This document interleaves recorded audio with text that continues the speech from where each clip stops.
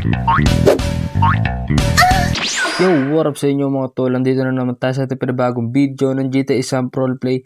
At syempre, panibagong tutorial na naman. At syempre, bago na simulan tong tutorial na to, huwag nyo ba na makakalimutan mag-subscribe. And syempre, pindutin nyo yung notification bell dyan sa baba at i-like mo na ang video natin.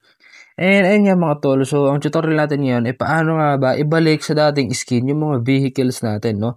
So katulad nitong Mustang na nasa likod natin mga tol, so tuturuan ko kayo kung paano yung mga backup skin, no? So kung di, halimbawa, hindi nyo nagustuhan yung nilagay nyong mod, and syempre gusto nyo ibalik sa dati, nahanap kayo. So kasi mga tol, minsan kapag may nilagay tayong mod and sinalpakan natin pero bago, nang hindi natin naalis, minsan nag-error. So kaya ito mga tol, tuturo ko sa inyo kung paano ibalik sa dating skin or sa pinaka-original na skin yung mga vehicles na nilagay nyo ng mod, no?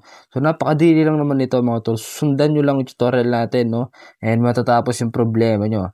Siyempre, simulan natin to. Let's go. E doon na mga tol, download nyo muna itong backup vehicle by Mateus mga tol, no? So download nyo muna yan. After nyo ma-download ito si Archiver and syempre extract here natin yan. And after nyo mag-extract mga tol, so punta lang kayo dyan. And so ito yung data mga tol. So kung sira rin yung ganyan nyo or may sinalpak kayong ganyan na nagloko, pwede nyo ibahin yan. Ayan yung car calls, and car mods and handling vehicles. Ito mga tol, ito yung mga DFF and TXD niya, no? So hanapin nyo na lang yung mga sasakyan na i-mod nyo mga tol. So pwede nyo naman kayo sa gilid. Then punta kayo sa letter nung sasakyan na model na i-aayusin nyo, no? So hanapin natin yung Sultan. So punta tayo sa letter S. So hanapin natin yung Sultan dito mga tol. So medyo marami lang siya mga tol. Kasi ito lahat na ng vehicles nandito na mga tol, no? So kaya talagang hanapin nyo na lang kung ano yung mamodan nyo mga tol. So ito mga tol ay yung Sultan DFF and Sultan.txd. Then yung mga kasunod yan mga tol, Sultan1.txd. So yung tatlong yan mga tol, yung mga ganyan na kasunod is yung mga ano yan mga tol, paint job, no? Yung mga paint job. Ito sa Sultan may paint job yan, mga LG, yung mga sasakyan na may paint job. So ganyan. So kung gusto nyo rin isama yung ganyan, so kung nagloko rin yung mga naglagay kayo ng paint job din na tunable na sasakyan. So, pwede nyo rin gamitin yung mga tol. Ilagay nyo rin. Then, paano nga ba ayusin yung mga tol, no? So, para di na kayo malito, ang gagawin dyan, kunin nyo na yung mga tol. Ayan. So, cut. Then, labas tayo sa files. Then, alis natin yan dyan. Lagay natin yung mga tol.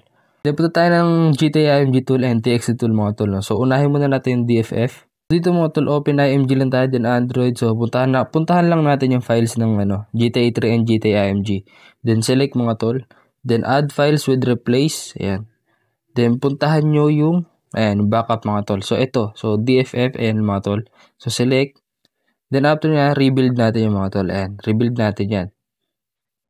So, after nyan mga tol, so, sa TXT tool naman tayo, no? So, turo sa inyo paano inaayos yung TXT na to sa TXT tool. Ayan mga tol. So, dito bilhin natin yung folder na to. Then TXT, GTA 3 mga tol, ayan, GTA3.txt. So, itong plus mga tol, ayan. So, from TXT archive mga tol, ayan. Then, punta kayo ulit sa backup mga tol. So, itong Sultan.txd. Ayan. So, override, then enable camner. Then, okay na yan mga tol, no? Then, sa mga paint job mga tol, so, pares lang din sila, ganito lang din siya. So, huwag nyo itong pipitutin yung fast override mga tol. So, ganyan lang siya. So, wala na kayo ipipitutin dyan, then okay nyo na yung mga tol. So, sa mga paint job mga tol, yung paint job 1, 2, 3, so ganito lang din yung pag-import sa TXT tool. So, ganyan lang naman kadali mga tol, no? Para maayos yung sinalpak yung mod sa vehicle, no? So, kung doon yung trip yung mod, palitan nyo. So, ganito lang gawin nyo.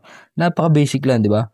And then, okay na yan mga tol. So, balik tayo in game. So, tignan natin kung gumana nga ba ito, no? Yung Sultan na original. And mga tol, and ayan na siya. So, bumalik na siya sa dating or yung original na skin niya mga tol, no? So, original na Sultan na yan mga tol. So, ganun lang kadali, di ba? And syempre, kung gusto nyo yung bagong tutorial natin at syempre kung gumana sa inyo to, huwag nyo kakalimutan mag-subscribe and like and share nyo na rin mga tol, no? Syempre, salamat sa support at papanood nyo. Yun lang mga tol. Peace out.